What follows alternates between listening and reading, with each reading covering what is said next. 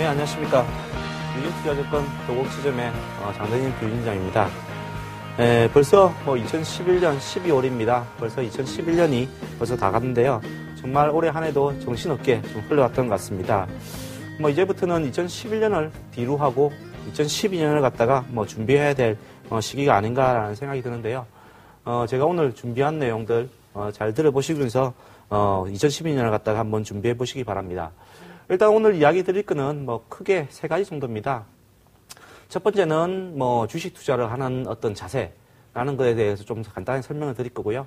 그리고 중요한 앞으로의 시장, 12월부터 해서 내년까지의 시장이 어떻게 될 것인가에 대해서 좀 자세하게 좀 설명을 드릴 것입니다. 그리고 세 번째는 지금 현재에서 유망한 종목들, 이게 주도주를 잡는 방법이 될 수가 있는데요. 주도주를 잡는 방법에 대해서 좀 이야기 드리면서 시장이 바뀔 때마다 저희가 방송을 통해 가지고 이렇게 종목을 고를 수도 있겠지만 스스로 또 이렇게 터득할 수 있는 방법들을 갖다가 좀 이야기 드리겠습니다. 잠시 후에 시작하겠습니다.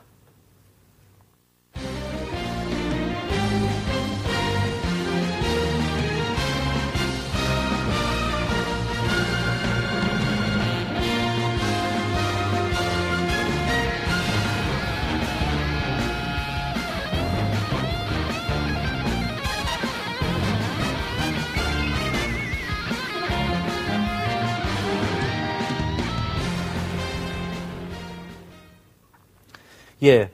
먼저 이제 주식 투자를 하는 어떤 자세에 대해서 제가 좀 설명을 좀 드릴 건데요.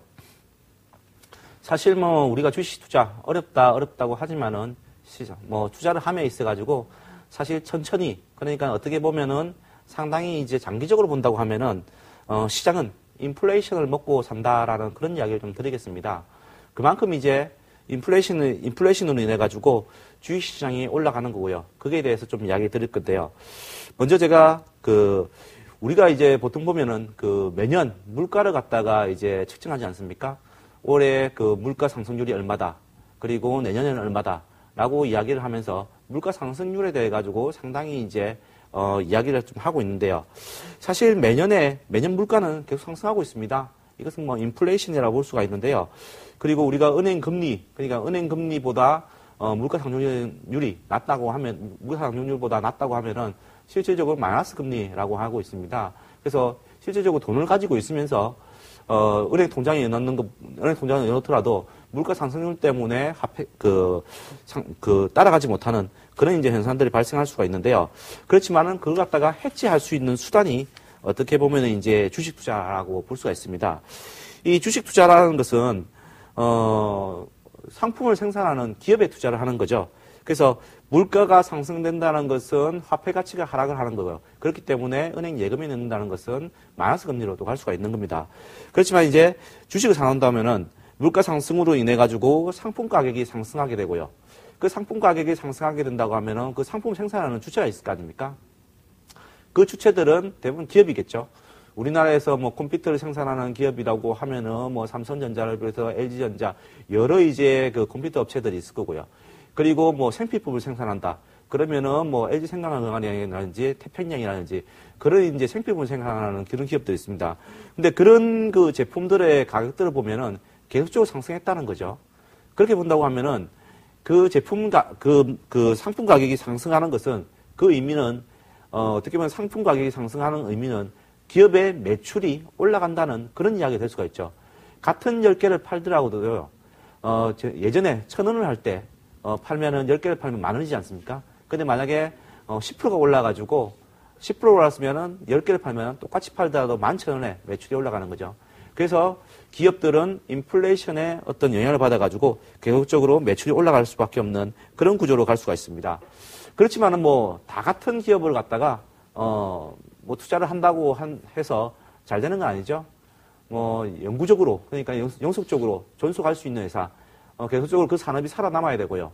그리고 사람들의 필요에 의해 가지고 계속적으로 쓰이는 그런 산업에 투자를 해야 되고, 그리고 또 중요한 것은 경쟁력이 없는 회사라고 하면은 상당히 좀 불안하겠죠. 나중에 이제 그 회사가 디폴트가 나거나 그래 돼 버리면은 또 우리가 투자가 실패를 할 수가 있죠. 그래서 우량기업 위주로 해가지고 투자를 하신다고 하면은 우리의 인플레이션과 함께 이제 기업의 매출도 성장하게 되고요. 그리고 그런 기업의 매출 자체가 성장함에 따라서 주가도 마찬가지로 올라가게 되는 거죠. 주식시장을 갖다가 보면은 이 상당히 좀 어렵게 느껴질 수도 있겠지만은 상당히 순환을 하면서 이렇게 가고 있다는 걸 느낄 수가 있습니다. 어쩔 때는 뭐 철강 기업들이 상당히 잘 나갈 때가 있고요. 또 어쩔 때는 또 생필품 가격들, 생필품을 생산하는 업체들이 또 잘 나갈 때가 있고요. 그리고 또 어쩔 때는 IT 기업들이 잘 나갈 때가 있고요. 이렇게 순환을 하면서 가격이 계속적으로 올라가는, 그 우량주들은 계속적으로 올라가는 그런 상황들이 계속 나오거든요. 그렇기 때문에 우리가 인플레이션을 갖다가 해지를 하기 위해서는 예금을 하는 것보다는 오히려 우량주에 투자를 하는 게 낫다고 지금 이야기 드리고 있고요. 그리고 이제 우리나라 지수가 1980년도인가요? 80년도에 기준으로 해서 100으로 출발했었는데 지금 이제 오늘 주가가 좀 올라서 뭐 1800선 좀 넘었었죠. 벌써 뭐 20년 정도, 20년, 30년 정도 흘렀는데 뭐 20배 이상의 20배 가까운 수익을 갖다가 지수만 투자해서도 그렇게 될 수도 있다는 거죠.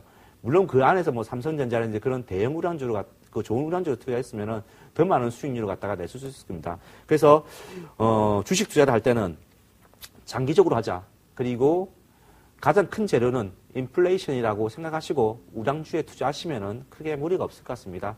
그러면은 꾸준하게 수익이 나는 그런 구조로 갈 수가 있을 것 같고요. 그게 더해가지고 뭐 차트 분석이라든지 기술적 분석을 더해가지고 하신다면은 좀 추가적인 어떤 수익을 낼 수 있지 않을까라는 생각을 좀 합니다. 이제 뭐 주식 투자에 대한 어떤 기본적인 이야기들은 제가 좀 드렸고요. 이제 그 기본적인 이야기는 드렸으니까는 이제 앞으로 우리나라를 둘러싼 어떤 그 환경에 대해서 좀 이야기를 좀 드려야 될 것 같은데요. 사실 이제 올해 보면은 지난 8월까지는 상당히 시장이 좀 좋았었죠. 시장이 뭐 등락이 있더라도 뭐 그렇게 급락하는 상황이 없었고요. 그리고 전반적으로 이제 돈이 많이 풀린 상황에서 주가가 올라가고 있는 그런 상황이었습니다. 그렇지만 그 올해 2011년 8월부터 해가지고 미국의 신용등급 하락을 다가 기점으로 해가지고 신용 리스크가 발생했었죠. 그러면서 이제 전반적으로 시장이 좀 문제가 생기는 그런 좀 모습을 좀 보였습니다. 그래서 그런 문제들을 갖다가 조금 짚어보면서 현재 어떤 문제들이 있고 그 문제들을 어떻게 풀어가야 될지를 갖다가 좀 한번 체크를 좀 해봐야 되지 않을까라는 생각이 듭니다. 현재 이제 우리 금융시장에 어떤 문제를 본다고 하면요. 첫 번째는 글로벌 주요 국가들의 재정 적자가 상당히 늘어나 있죠. 물론 이제 지금도 미국도 마찬가지로 엄청나게 지금 재정 적자를 가지고 있는 나라고요. 그리고 다른 나라들도 마찬가지로 유럽에 있는 나라들도 마찬가지로 재정 적자를 갖다가 많이 가지고 있습니다. 그리고 일본도 마찬가지고요. 그렇게 가지고 있지만은 문제는 어떤 문제냐고 하면은 재정 적자를 가지고 있더라도 그 나라가 이제 발행하는 국채를 갖다가 누가 사주느냐, 누가 계속적으로 돈을 빌려준다고 한다고 하면은 돈을 빌려준다고 뭐 낮은 금리에 돈을 빌려준다고 하면은 계속적으로 발행을 하면서 차환을 시키고 만기가 되면은 이제 그거 갖다가 다시 차형 발행을 시켜가지고 또 계속적으로 가게 된다고 하면은 문제가 없습니다.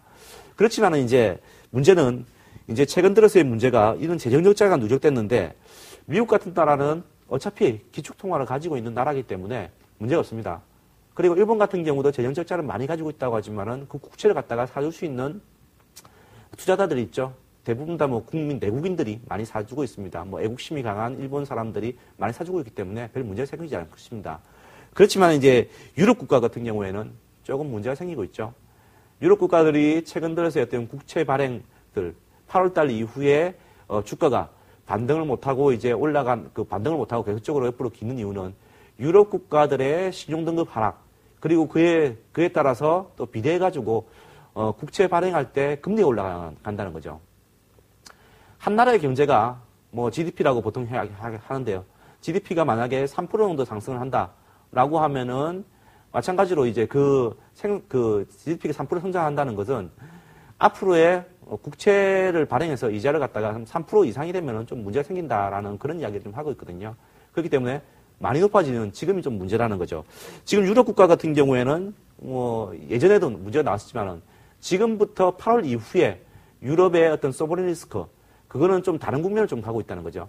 그 전까지는 어떻게 보면은 이제 유럽의 전체적인 문제가 아니고 한 나라 국가, 피그스 국가들의 어떤 문제 그리고 또한 이제 그런 문제들이 국채의 어떤 수익률을 갖다가 그렇게 크게 작용하지 못하고 오히려 조금 국채가 올라가면은 오히려 투자자들이 금리를 더 많이 주니까는 그 국채를 사가는 그런 경우가 있지만은 8월 이후부터는 오히려 신용 등급이 하락이 되고요. 그로 인해 가지고 국채 수익률이 급등을 하고 오히려 내가 국채를 샀는데 그거에 대해서 원금 상환이 안 되면은 어떻게 될까라는 것 갖다가 고민하고 있는 시기가 8월부터였습니다. 그리스가 지금 이제 주가의 어떤 차트를 보면은 계속적으로 주가가 흘러내리고 있는 그런 모습이죠. 그것은 이제 어떻게 보면은 뭐 개별 기업을 본다면은 거의 뭐 부도 차트 비슷하게 이렇게 가고 있을 정도로 신뢰를 가지고 파는 사람들이 계속적으로 누적된다는 거거든요. 그리고 뭐 스페인이라든지 이탈리아 그리고 다른 피그스 국가들에 대해 가지고도 마찬가지로 차트를 보면은 상당히 좀 어려움을 겪고 있는 그런 국면입니다. 그래서 그런 문제들이 좀 해결이 되려고 하면은 좀 시간이 좀 걸리지 않을까라는 생각이 좀 들고요. 그리고 지금 이제 그 IMF라든지 아니면 그 ECB라든지 그런 이제 기관들에서 국가들에 대해 가지고 국채에 대해 가지고 차환 발행을 할 수 있게 이제 돈을 좀 빌려주고 있는데 문제는 요구하는 게 많습니다. 지금 일단 뭐 우량 자산을 팔아라. 우리나라도 마찬가지로 IMF 때 그런 일이 겪었지 않습니까? 상당히 우량한 그 자산을 갖다가 싸게 헐값에 매각하는 그런 이제 일이 있었는데 마찬가지로 유럽 국가들 지금 그 위기 상황에 처해 있는 국가들은 그런 상황들이 조금씩 펼쳐지고 있습니다. 그리고 또 요구하는 것들이 있죠. 지금 이제 재정 적자가 너무 크니까 그걸 갖다가 줄여라. 그러면 이제 정부에서는 보통 이제 경기를 부양하기 위해서 뭐 통화를 푼다든지 아니면 국가가 이제 그 빚을 갖다가 좀 내가지고 경기를 부양하기 위해 가지고 뭐 도로를 건설한다든지 인프라 쪽에 투자를 하면서 경기를 부양하는 방법이 있는데 그 재정 지출을 갖다가 축소하라는 이야기는 국가의 어떤 그 부채를 늘려가지고 정부 주도로 해가지고 재정 지출을 갖다가 늘릴 수 없는 그런 이제 문제가 발생하겠죠. 그렇게 된다고 하면은 그 나라가 그 재정 적자가 상당히 이제 축소를 하기 위해서는 이제 뭐랄까요 경기가 좀 더 침체되는 그런 국면이 또 올 수 있다는 그런 좀 우려가 있습니다. 그리고 또 우리나라 또 문제도 좀 짚어봐야 될 것 같은데요. 사실 우리나라가 뭐 상당히 이제 선진국이 되었죠. 이제는 뭐 선진국 이제 그 선진국이 들어갔다가도 과언이 아닐 정도인데요. 반도체에서 1등하는 기업이 있죠. 삼성전자 그리고 뭐 하이닉스 그리고 뭐 핸드폰 쪽에서도 스마트폰 쪽에서 마찬가지로 이번에 뭐 아이폰을 뒤집고 삼성의 갤럭시가 또 이제 판매고를 올리는 그런 이제 모습을 좀 보였고요. 그리고 지금 뭐 물량 측면에서는 뭐 중국이 좀 뒤지지만 그래도 조선 쪽이 우량한 어떤 그 수주를 갖다가 하면서 조선 쪽에서도 상당히 이제 잘 해내고 있다는 거죠. 그리고 뭐 IT 쪽은 그 IT 게임 쪽 그쪽도 말할 필요가 없고 최근 들어서는 오히려 또 엔터테인먼트 쪽까지 상당히 좀 잘하고 있다는 거죠. 그래서 우리나라가 상당히 이제 선진국에 근접해 있다라고 지금 생각을 좀 하고 있는데 근데 이제 앞으로 좀 해소해야 될 문제가 좀 있습니다. 한국 경제도 이제 볼륨이 많이 커졌죠. 많이 커지고 그러다 보니까는 예전에 뭐 GDP가 100조 됐을 때 그때 100조에서 200조 가는 거는 쉬웠습니다. 규모가 작으니까. 근데 지금은 벌써 1000조가 넘었었죠. 1000조가 넘었었기 때문에 거기서 이제 2000조 가고 3000조 가고 그런 어렵다는 거죠. 그러면 무슨 이야기냐고 하면은 우리나라는 마찬가지로 내년부터는 뭐 이야기가 좀 나올 것 같은데 저성장 국면에 좀 진입할 것이다라는 그런 이야기를 좀 드려야 될 것 같습니다. 이 저성장 국면에 그 진입할 것은 물론 우리나라의 어떤 GDP 규모가 좀 커졌기 때문에 거기에 대한 어떤 그 성장 속도가 좀 둔화되는 것도 있고요. 그리고 지금 글로벌적인 상황을 본다고 하면은 유럽도 지금 우리나라 수출을 갖다가 많이 하고 있는데 유럽도 마찬가지로 지금 재정 적자를 축소하는 그 국면이 있기 때문에 경기가 약간 침체될 것이죠. 그리고 중국도 지금 부동산 문제로 해가지고 지금 현재는 좀 이제 그 소가리를 좀 앓고 있는 그런 문제인데 아마도 뭐 내년에 좀 그런 문제들 좀 나오지 않을까라는 생각이 들고요. 뭐 전 세계적으로 아무튼 재정 적자를 갖다가 축소해야 된다는 그런 이야기들과 그리고 우리나라 상품들이 상당히 경쟁력이 있지만은 그런 글로벌적인 상황 때문이라도 우리나라가 내년부터는 뭐 저성장 국면에 좀 진입할 것으로 예상됩니다.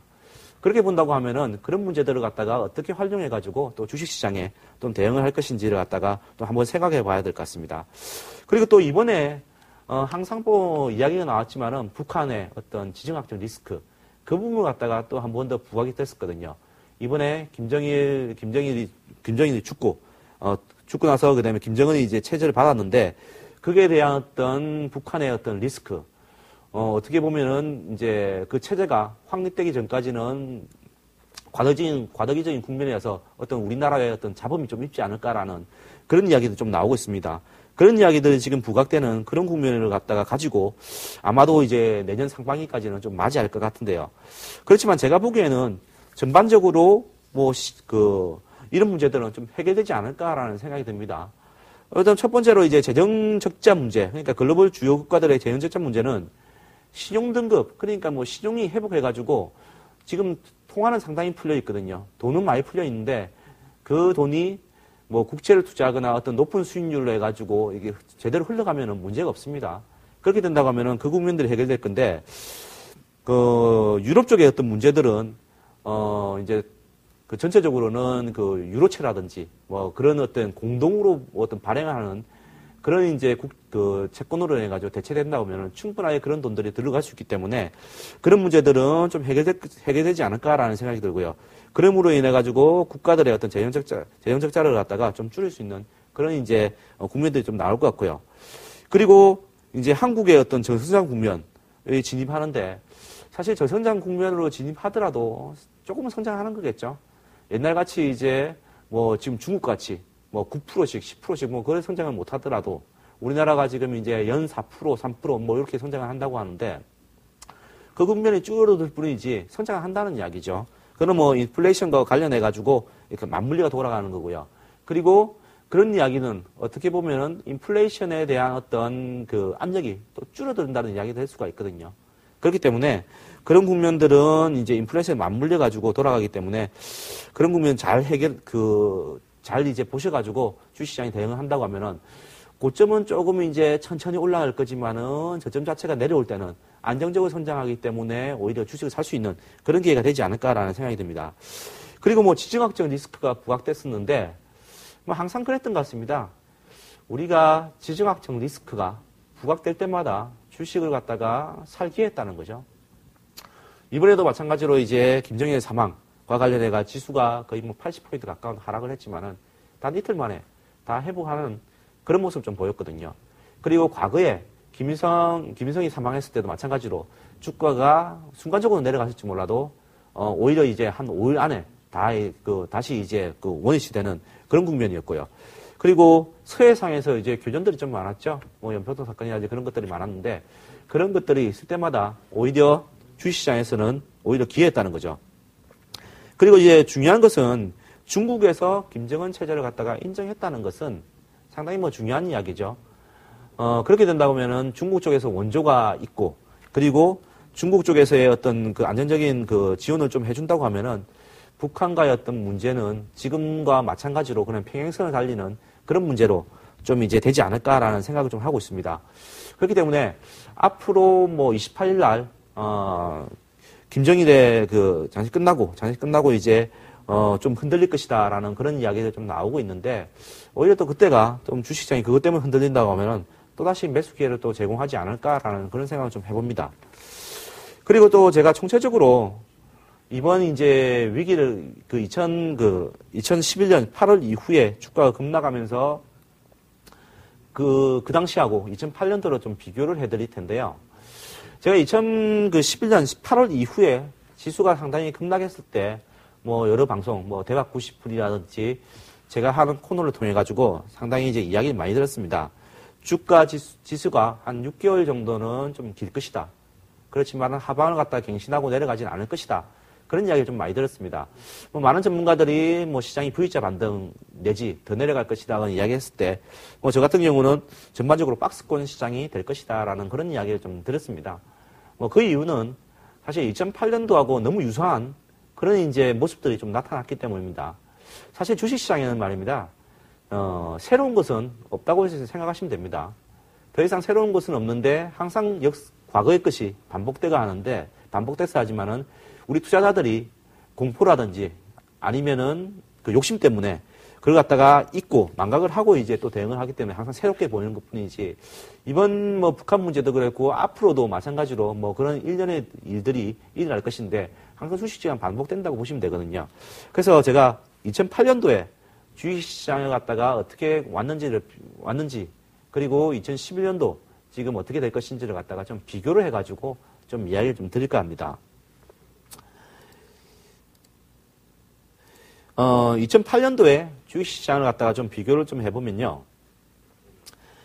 일단 2008년도에 10월 달에 이제, 금융위기가 미국에서 금융위기가 발생하면서 주식, 전체적으로 지수가 급락하는 그런 상황이 나왔고요.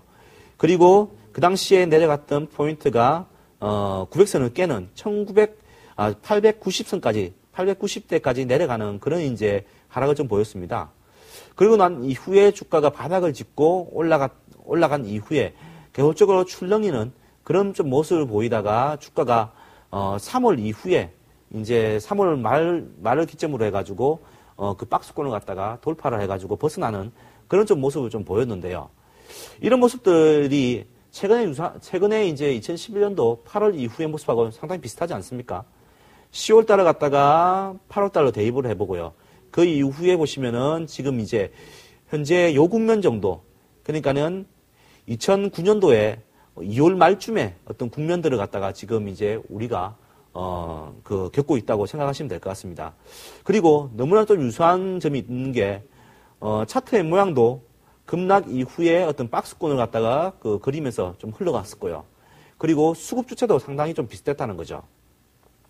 제일 처음에 그런 이제 리스크, 그러니까는 금융위기 리스크가 나왔을 때 외국인들은 엄청나게 매도를 했고, 그 이후에 안정됐을 때 이제 좀 사다가 다시 매도를 하고, 다시 이제 단기 세력들만 매수매도를 하는 그런 상황이 있었습니다. 그렇지만 이제 3월 이후에를 보시면은 외국인들이 꾸준하게 사는 그런 모습이 좀 나왔습니다. 그러면서 이제 주가가 상승하기 시작했는데요. 그 중간국면, 그러니까 2008년도 10월부터 2009년도 3월까지의 기관들의 모습은 어땠느냐? 연기금을 중심으로 해서 계속적으로 매수가 들어왔다는 거죠. 지금 제가 조금 전에 차트를 보여드렸지만은 그 차트 속에서도 보시면은 위쪽에 지금 이제 기관들의 어떤 모습을 갖다가 지금 제가 표시를 좀 해놨었는데요.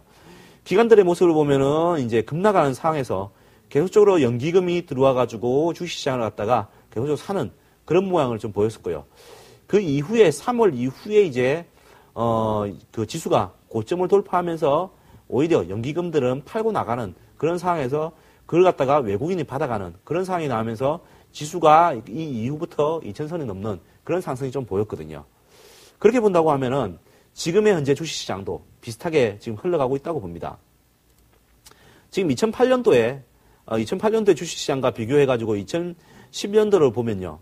2011년도에 8월 달에 이제 미국의 신용등급 하락이 되면서 주가가 급락을 했었고요.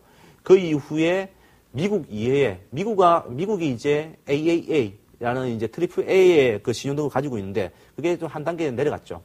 그러면은 기축통화를 가지고 있는 그런 안전한 나라가 그만큼 내려갔으면은 물론 다른 나라도 그에 이제 준해가지고 상대적으로 또 낮아지는 그런 국면이겠죠. 그 국면이 이제 유럽에 발생했다고 보시면은 무리가 없습니다.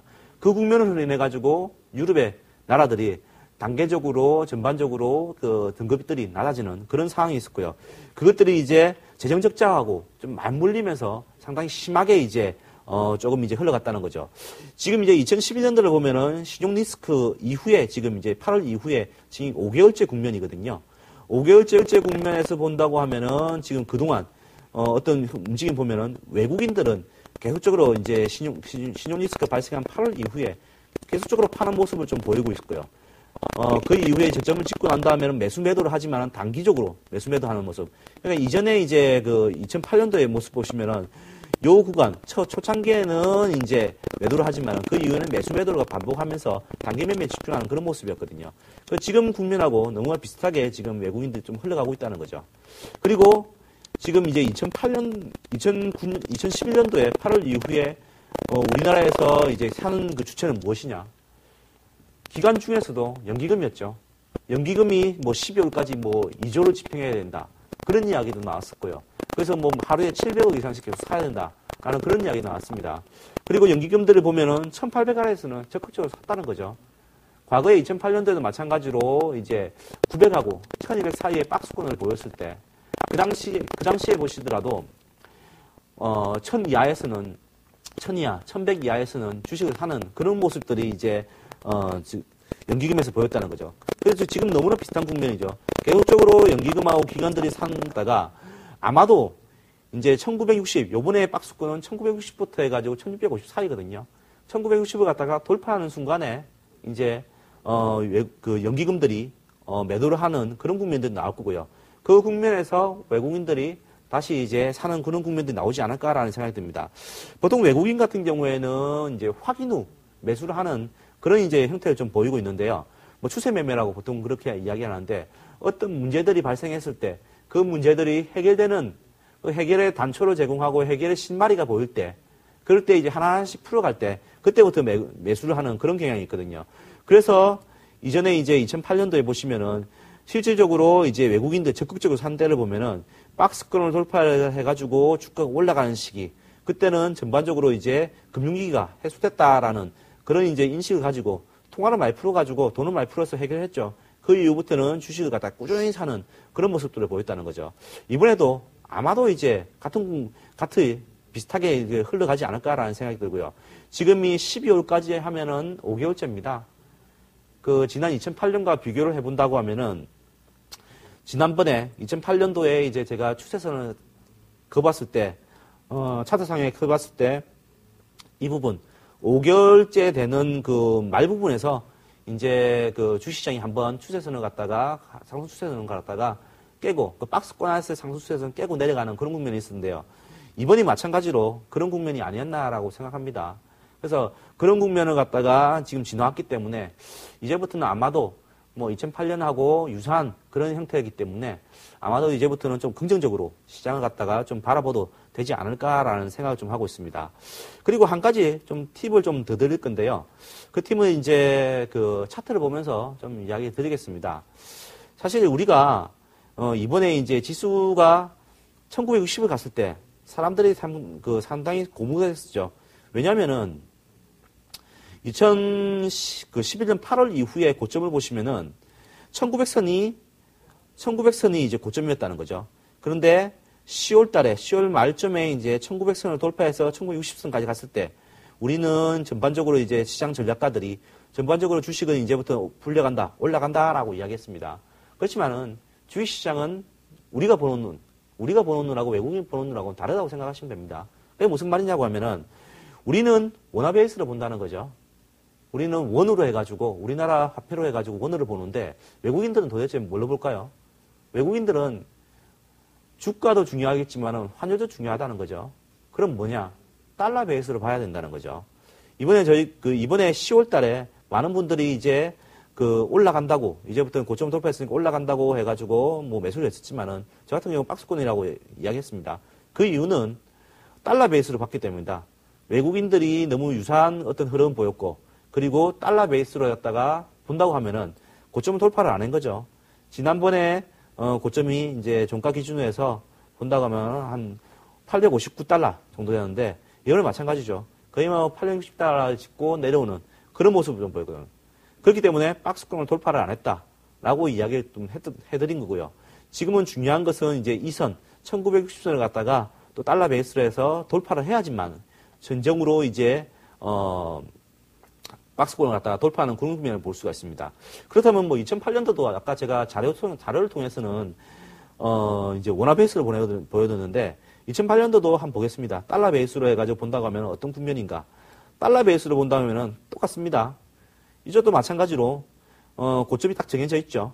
달러 베이스로 볼 때 딱 고점이 450달러 정도로 딱 정해져 있죠. 요 국면을 갖다가 돌파하는 시기, 그 시기 이후에 지수가 이제 강하게 돌파를 했고 외국인들이 꾸준하게 사는 그런 국면이 나왔다는 거죠. 그래서 이번에도 마찬가지로 지금 이제 달러 베이스로 본다고 하면은 860달러 정도 그 정도를 갖다가 돌파를 하게 된다면은 전반적으로 시장이 돌파를 해서 올라가는 그런 시점이 좀 나오지 않겠나라고 생각합니다. 그래서 이런 이야기들 너무나 2008년도하고 지금 2011년도하고 비슷한 그 상황. 그러니까 그때는 금융위기, 그리고 이번에는 시종 리스크, 그리고 나라가 좀 틀리다는 거예요. 미국이란 나라하고 유럽이란 나라. 뭐 그쪽이 틀리다는 뿐이지 너무나 지금 유사한 상황, 뭐 수급이라든지 어떤 매매 형태, 그런 까지 너무 유사하게 보이기 때문에 이걸 갖다가 한번 참고해가지고 대응 전략을 갖다가 세우시면 될 것 같습니다. 그리고 제가 마지막으로 2011년도 관련해가지고, 1월 달에 이제 신용위기가 마무리될 것으로 기대된다는 좀 이야기를 좀 드리겠는데요. 제가 준비한 그 차트를 보시면은 조금 전에 이야기 드렸던 이야기들을 갖다가 지금 짚고 있습니다. 좀 정리를 해봤는데요. 이런 부분들을 갖다가 체크가 돼야 될 것 같습니다. 2012년도 1월 달에 이번에 신용위기가 마무리될 것으로 좀 기대가 되고 있는데요. 일단 조금 전에 이야기 드렸다시피 2008년도하고 2011년도를 비교해 드렸을 때 수급 주체의 어떤 변화를 갖다가 좀 체크를 하셔야 된다는 거죠. 수급 주체가 기관에서 외국인, 그러니까 기관 같은 경우도 이제 사실 뭐 연기금 같은 경우에는 상당히 장기적으로 보는 그런 이제 수급 주체지만은 외국인 같은 경우에는 우리나라보다 더 금융이 발달해 있고 그리고 더 장기적인 펀드들이 많기 때문에 외국인들의 어떤 안정적인 매수가 좀 들어와야지 된다는 거고요. 그리고 또 중요한 것은 아마도 그럴 겁니다. 시장이 지금 이제 김정일의 그 사망, 그리고 유럽의 속에서는 이제 어떻게 보면 또 프랑스의 신용등급 하락이 좀 있지 않을까라는 그런 생각 때문에 이번에 김정일의 사망과 관련해가 지수가 급락할 때 많은 분들이 매도를 하고 지금도 다시 금융 문제가 나와가지고 주가가 떨어지지 않을까라는 생각 때문에 매수를 못하고 있을 겁니다. 그렇지만은 주가는 주가에 물어야 된다는 그런 이야기를 좀 드리는데요. 이런 시장의 악재가 있음에도 불구하고 시장이 내성이 생겨가지고 주가가 올라가게 된다고 하면은 주식은 오히려 주가가 더 올라갈 수 있다는 거죠. 과거에도 이제 이런 경우가 있었는데요. 그 2001년도 테러 때를 보시면 됩니다. 2001년도 9월 달이죠. 9월 10일 날 테러가 발생하고 그날 이제 기억에 아마도 주식시장이 제가 알기로는 뭐 1시간인가 2시간인가를 갖다 늦게 열었습니다. 그때 상당히 급락을 했었고요. 그리고 그 이튿날까지도 이제 뭐 하락하는 그런 좀 모습을 보였지만은 그에 대한 그 이후부터는 지수가 계속적으로 올라가는 그런 모습을 보였는데 그렇지만은 계속적으로 이야기 나오는 게 있었죠. 추가적인 테러가 있을 것이다. 그러면서 그 악재에 대한 내성이 생기면서 계속적으로 주가가 올라갔습니다. 그런데 많은 사람들이 그 당시에 추가적인 테러에 대한 우려로 인해 가지고 매도를 했던 거, 손절을 했던 것 갖다가 다시 못 잡고 결국에는 시장을 갖다가 한참 올라간 이후에 그 당시에 이제 확인을 하고 나서 사니까는 늦어버린 그런 경우가 발생했는데요. 이번도 아마도 마찬가지일 것 같습니다. 뭐 북한에 대한 어떤 지정학적 리스크가 지금 존재하고 있다. 그렇기 때문에 주가가 좀 불안해질 것이다. 그리고 아마도 지금 프랑스의 어떤 신용등급 하락을 갖다가 준비하고 있을 거다. 그리고 그걸로 인해 가지고 EFSF, 안전기금에 대한 어떤 그 신용등급도 낮아질 것이다. 그런 이야기들, 그런 불안감들이 존재하고 있거든요. 그렇지만은 주식시장을 보면은 저점을 갱신 안 하고 있다는 거죠. 그만큼 시장을 갖다가 내성이 생겼다는 겁니다. 그리고 이런 이런 시장 악재에 대해서 내성을 갖다가 보이면서 주가가 올라간다고 하면은 상당히 좋은 모습이 아닌가라는 생각이 들고요. 현재 불안한 상황이라도 미래의 어떤 모습을 갖다가 미래의 어떤 기대에 반응을 해가지고 이런 문제들은 해결될 것이야. 그러면서 주가가 올라가게 된다면 상당히 이제 좋은 모습이 아닌가라는 생각이 들고요. 2012년도에는 아마도 제가 보기에는 지수가 상반기에 한 2050 정도까지는 도달하지 않을까라는 생각을 좀 하고 있습니다. 그 이유는 위쪽에서, 그러니까 8월 달에 보시면은 우리나라 지수를 보면은 거의 2200선 정도, 8월 이전에는 2200선 정도 이제 갔습니다. 그렇지만은 이제 2050을 갖다 예상하는 이유는 아무래도 주식을 갖다가 하면서 제일 중요한 것은 성장률이 아니겠습니까? 어떤 종목을 보더라도 이 기업이 적자가 나고 있더라도 향후에 기업이 잘 될 것이다. 턴어라운드 할 것이다. 그리고 성장이 쭉쭉쭉 될 것이라고 하면은 주가는 더 빠르게 반영하기 마련입니다. 그렇지만 제가 2012년부터 또 주제가 나올 게 한국 시장의 어떤 저평가 국면이, 저성장 국면이 나올 것이라는 그런 이야기를 했었죠. 그런 것들은 상단을 갖다가 좀 제한하는 그런 이제 모습이 될 수가 있을 것 같습니다. 그래서 12년 상반기에는 유럽의 어떤 그 리스크, 유럽의 어떤 이야기들, 불안감을 가지고, 그리고 북한의 어떤 리스크를 가지고, 그런 리스크들을 가지고 있으면서 주식시장이 올라가는 그런 이제 국면이 나올 것 같고요. 그런 문제들이 좀 안정화됐다 할 때가 오히려 이제 시장이 꼭지에 달하는 그런 국면이 아니겠나라는 생각이 듭니다.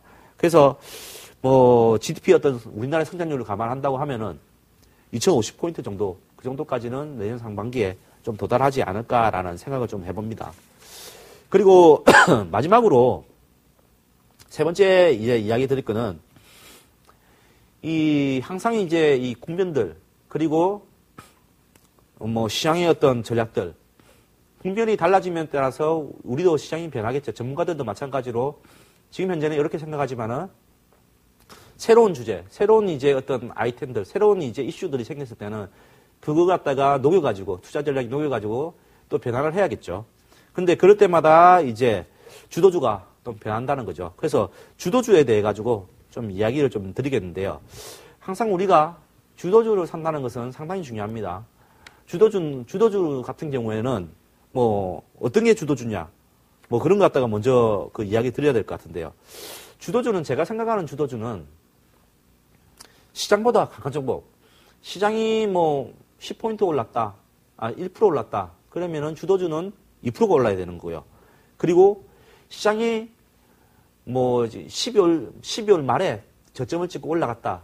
그러면은 12월 중순이나 그 앞에 종목들은 주도주들은 저점을 찍고 올라가는 그런 종목이어야 되거든요. 그래서 시장을 이끄는 종목, 그런 종목들을 갖다가 주도주라고 볼 수가 있는데요. 근데 그런 것들은 어떻게 찾아낼까요?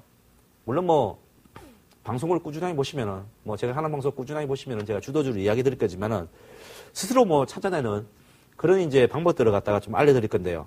그건 간단하게 보시면 될 것 같습니다. 첫 번째는 차트를 보고요. 두 번째는 수급을 보면 될 것 같습니다. 차트는 조금 전에 설명드렸죠. 시장보다 강한 종목. 시장하고 종목을 갖다가 비교를 합니다. 두 가지 차트를 갖다 똑같이 놓고 비교를 해봤을 때 시장이 이제 시장이 내려갈 때도 시장보다 더 내려가고 시장이 올라갈 때는 더 올라가는 종목. 그 종목을 갖다가 찾으면 되겠죠. 차트상으로 확인할 수 있겠죠. 그리고 수급적인 측면에서 풀어볼 수도 있는데 누군가가 주식을 산다고 하면은 지금은 뭐 지수가 조금 뭐 꾸물꾸물거리더라도 계획적으로 사는 종목이 있다면 누군가가 물량을 갖다가 매집하는 그런 국면들.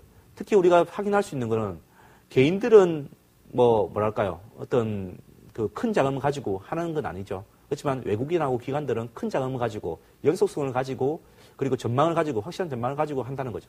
그렇게 본다면은 기관과 외국인들이 계속적으로 사고 있는 종목들 그런 종목들이 나중에 시장이 턴을 했을 때 강하게 움직인다는 거죠. 그래서 차트하고 수급을 통해 가지고 이렇게 확인하시면 될 것 같고요.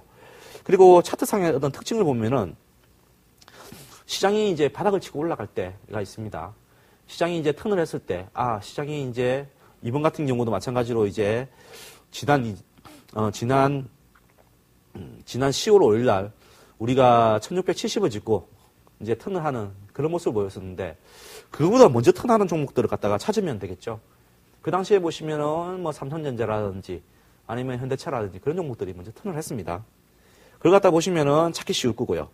그리고 시장이 또 한번 전고점을 갖다가 바라보고 있어요. 보통 전고점에서는 보통 매물이 있기 때문에 주가가 좀 내려가겠죠. 매물을 맞아가지고 조정받을 수가 있는데 그렇게 이제 시장이 조금 이제 조정을 받을 만한 시기에도 불구하고 먼저 전고점을 갖다가 그 종목 주도주라고 하면은 그 주도주의 어떤 차트를 보면은 전고점을 갖다가 이미 돌파했다는 거죠.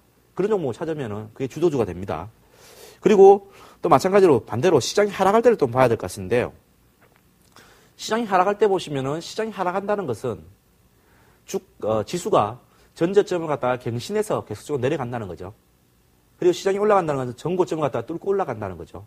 전저점을 갖다가 갱신할 때 전저점을 갱신하지 않고 견디는 종목들이 있습니다. 이번 같은 경우에는 이제 이번에 지난번 이제 11월 24일 날 한번 바닥을 짚고 11월 24일 날 이제 지수가 바닥을 짚고 올라갈 때 그 당시의 모습, 그러니까는 1780 정도를 짚고 턴을 할 때 그 당시에 어떤 종목들이 주저주였냐면은 삼성 SDI라든지 OCI 그런 종목들이 저점을 갱신 안 하고 이날 보시면은 이제 그 11월 23일 날 전저점이었던 그 부분을 갖다가 11월 10일 날 1813을 갖다가 돌파를 해가지고 깨고 내려가는 그런 국면이 나왔죠. 그런데도 불구하고 삼성 SDI나 아니면 OCI 같은 걸 보시면은 전저점을 깨지 않고 견딘다는 거죠. 그리고 먼저 이제 저점을 찍고 올라왔다는 거죠. 그런 종목들을 갖다 찾아보시면은 쉽게 이제 다음 상승, 그러니까 시장이 저점을 찍고 올라갈 때 더 많이 상승하는 그런 주도주를 잡을 수 있다는 거죠. 그래서 이런 것만 좀 명심을 하셔가지고 주도주를 갖다가 한번 찾아보시면 좋을 거고요. 그리고 주도주라는 것은 항상 시장보다 강하고 시장을 이끌기 때문에 시장이 빠질 때도 덜 빠지게 돼 있습니다. 그래서 주도주가 먼저 올라가가지고 바닥부터 좀 다른 종목에 비해서는 비교를 해보면 좀 더 올라가기 때문에 가격적인 부담이 생긴다라고 하지만은 결국에는 비교를 해보면은 향후에 지수가 올라갔을 때를 비교를 해보면은 결국 먼저 올라간 종목이 더 올라갔다는 거죠. 수익률 측면에서 더 낫다는 거죠. 그래서 그런 거 갖다 두려워하지 말고 주도주의 주도주를 갖다가 찾아가지고 그 종목 갖다가 매매하시면은 뭐 수익이 나지 않을까라는 생각이 들고요. 그러면 지금 현재 시점에서 어떤 종목들이 주도주인가? 물론 뭐 주도주들은 항상 바뀝니다. 어떤 때 바뀌냐? 항상 시장이 저점을 갱신할 때, 그럴 때 바뀌게 돼 있거든요. 시장이 갱신할 때, 그럴 때 이제 바뀌게 되는데 지금같이 박스권의 시장에서는 그렇게 바뀌지는 않는데 만약에 이제 주도주로 바뀌려고 하면은 지난 9월에 짚었던 1650을 갖다가 하락을 한다고 하면은 보통 바뀌게 됩니다. 그리고 향후에 지수가 올라가게 된다면은 1960을 갖다가 돌파를 한 이후에 주가가 한참 동안 올라갔다가 1960을 갖다가 돌파를 다시 하향하는 중요한 지지점을 갖다가 하향하는 그런 시점에 보면 또 주도주가 바뀌게 되는데요. 지금 현재 어떤 주도주를 갖다가 제가 살펴보니까는 먼저 뭐 IT 종목을 꼽을 수 있겠죠. 뭐 IT 종목 하면은 생각나는 게 한 가지 있을 겁니다. 삼성전자죠. 삼성전자를 갖다가 지금 시장하고 지금 비교를 하면서 좀 보겠습니다. 삼성전자는 이전에 이제 주가 그러니까는 지난번 8월 22일 날 1700 초반까지 내려갔을 때 그때 이후부터 해가지고 주도주 역할을 했죠. 1650이 갈 때도 마찬가지로 이제 주가는 더 올라 있었죠. 저점을 깨지 않고. 이런 식으로 해가지고 주도주 역할을 좀 했었고요. 지금까지도 지수가 저점을 갖다가 갱신을 하지 않으니까는 계속적으로 주도주가 된 겁니다. 그렇기 때문에 이 주도주는 계속적으로 주도주가 이 시장이 무너지지 않는 이상은 이제 상황이 변하지 않는 이상은 계속적으로 이제 될 가능성이 높고요. 그리고 또 삼성전기도 마찬가지로 그런 형태를 좀 보이고 있는 것 같습니다. 물론 이거는 삼성전자보다는 뭐 강하진 않지만은 삼성전기도 마찬가지로 이번에 지수가 이 정도 1780 정도까지 내려왔음에도 불구하고 그 시점과 비교를 해보면은 위에 있다는 거죠. 충분히 주도주라는 거죠. 이런 종목들을 했으면은 이번에도 시장이 급락할 때 1920을 찍고 주가가 내려오는 시기, 요 시기에도 크게 이제 피해가 없이 마무리됐다고 봅니다. 근데 다른 종목을 했다고 하면은 좀 문제가 됐었겠죠. 그리고 이제 LG전자도 좀 봐야겠습니다. 최근 들어서 이제 봐야 될 것 같은데요. 최근에 어떤 유성전자 이후에 LG전자가 어떤 움직임을 보면요. LG전자도 마찬가지로 강하게 그 고점을 향해서 가고 있다는 거죠. 그리고 주가 자체도 지수하고 비교를 봤을 때도 높다는 거죠, 이번에. 그렇기 때문에 충분히 주도주의 어떤 성격을 띠고 있다는 거죠. 그리고 이번에 건설주들도 이번에 다시 합류를 좀 하는 그런 모습이었습니다. 삼성물산을 볼게요. 삼성물산도 마찬가지로 이전까지는 그러니까 11월 25일 이전까지는 주도주 역할을 하지 못했지만은 11월 25일 이후에 그러니까 이번부터 해서 주도주 역할을 좀 하고 있다는 거죠. 지수가 21선, 61선을 깨고 전저점 부분까지 왔는데도 불구하고 삼성물산의 주가를 보면은 오히려 높은 점에서 주가가 멈춰 있다는 거죠. 그만큼 사고자 하는 사람들이 급하게 산다. 뭐 시세를 갖다가 강하게 하고 있다라고 보시면 될 것 같습니다. 그리고 현대건설도 이번에 또 이제 합류를 좀 하는 것 같습니다. 뭐 대북의 어떤 문제들이 부각되면서 이 종목도 마찬가지로 대북하면은 현대건설 이 수식이 이제 연결될 정도로 뭐 사람들의 어떤 학습 효과가 있는데요. 이 종목도 보시면은 요번에 지수가 이제 상당히 하락함에도 불구하고 오히려 21선까지 수급선을 지키는 그런 모습을 보였다는 거죠. 그렇기 때문에 이 종목도 마찬가지로 주도주의 어떤 역할을 갖다 하는 것이고요. 그리고 대우건설도 마찬가지인 것 같습니다. 대우건설도 마찬가지로 이제 그런 모습을 보였습니다. 뭐 차트를 확인해 보면 똑같은 모습이죠. 그래서 IT 그리고 건설주들이 주도주로 가고 있는 거고요. 그러니까 첨가적으로 하면은 한국전력 요즘에 엄청나게 지금 이제 잘 가고 있죠. 한국전력도 보시면은 주가 자체가 언제부터 움직였느냐. 이때부터 이제 주도주 역할을 좀 하고 있는 거죠. 왜냐면은 지수가 저점을 갖다가 갱신할 때 이 종목은 저점을 갖다가 갱신 안 하고 있다는 거죠. 그리고 고점을 갖다 돌파하지 못하는 상황에서도 고점을 돌파해서 올라갔다는 거죠. 이런 종목 관련된 종목들. 뭐 이 종목 외에도 한전기술 같은 경우도 이런 모습을 좀 보였고요. 그리고 또 같은 한전 KPS도 마찬가지로 또 이런 모습을 갖다가 또 보였다는 거죠. 그래서 주도주는 대부분 다 비슷한 모습을 보이고 있습니다. 그래서 추가적으로 한 종목도 이야기하면은 LS한전도 비슷하게 모였습니다. LS한전도 보시면은 상당히 무거운 주가였지만은 이번에 이제 요 부분, 그러니까 11월 25일 날 보시면은 이제 지수가 저점을 갱신하고 저점을 갱신 안 하고 20일에 살아서 움직였다는 거죠. 그러면서 고점을 갖다가 돌파를 해가지고 주가가 움직이고 있다는 거죠. 그래서 충분하게 이런 종목들이 주도주로 해가지고 이제 갈 수가 있다는 겁니다. 그래서 제가 이제 조금 전에 뭐 종목들을 갖다가 이야기 드렸지만은 물론 이런 시장 상황이 바뀜에 따라서 또 주도주들은 바뀌게 될 것입니다. 그렇지만은 제가 조금 전에 주도주를 갖다가 어떻게 선정하는가, 어떻게 해서 캐치를 하는가를 갖다가 이제 잘 들으시고 그게 공식에 대입을 해가지고 종목들을 갖다가 한번 해보십시오. 그리고 제가 제일 처음에 이야기할 때 인플레이션이라는 어떤 호재를 얻고 그 재료를 얻고 주식 투자를 해야 된다는 그런 이야기를 드렸죠. 그래서 우량주에 한정하셔가지고 이렇게 주식 투자를 하신다고 하면은 우량주에 한정해서 주도주를 갖다가 찾으면서 하신다고 하면은 주식 투자 그렇게 어렵진 않습니다. 올해 한 해 뭐 이렇게 많이 고생을 하시고 수익률이 뭐 안 좋으신 분도 계시고 뭐 잘하신 분도 간혹 오셨으리라 봅니다. 그렇지만은 대부분의 사람들이 수익률이 안 좋았었는데 너무 싼 종목을 찾기보다는 이렇게 주도주를 갖다가 차점으로 인해 가지고 수익을 갖다가 좀 챙길 수 있는 그런 모습을 좀 보이고요. 제가 내일 또 대박 90분에서 방송을 또 하게 됩니다. 지금 이제 전문가 포트 수익률 1위를 달리고 있는데요. 뭐 그런 것들이 1위 달릴 수 있게 한 이유가 이런 주도주를 갖다가 잘 찾아서 이렇게 한 거라고 보시면 되겠습니다. 그래서 오늘 제가 이야기 드린 내용은 여기까지고요. 조금 뒤에 뭐 마무리 인사 좀 드리겠습니다.